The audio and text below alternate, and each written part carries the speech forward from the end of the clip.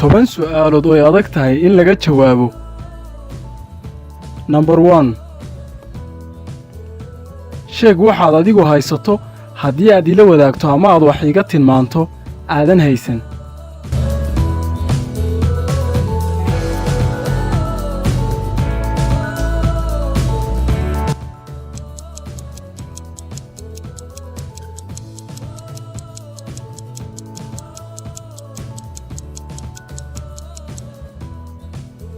jawaabtu waa sirta.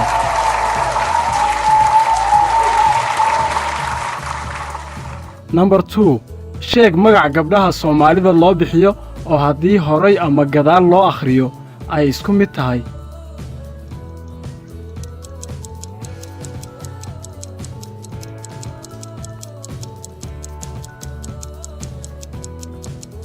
jawaabtu waa magaca Luul.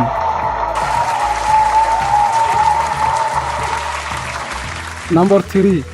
sheeg laba tiro oo wadartoodu tahay 1001 kala goyntooduna tahay 101. Number 4. saddex nin ayaa rabay inay joojiyaan gaadhi socday, mid gacanta ayuu u taagay, midna go' ayuu u lulay, midna dawga ayuu u jiibsaday. haddaba midkee gaadhiga joojiyey?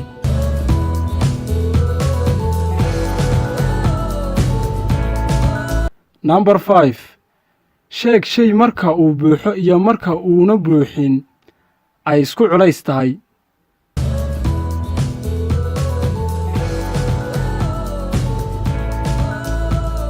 Number 6. sheeg magac Soomaaliyeed oo ka kooban 6 xaraf. saddexda xaraf ee hore waa wax dadka cuna, saddexda dambana waa waxay dadku cunaan. Think about it. Number 7.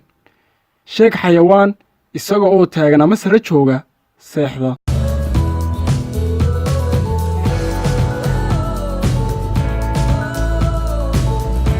Number 8. imse jeer ayaa qur-aanka lagu sheegay ereyga alxayaat. Number 9. sheeg wax 4 lugood leh haddana aan socon karin. Number 10. sheeg waxa keliya ee hadduu dheeraado sii gaabta.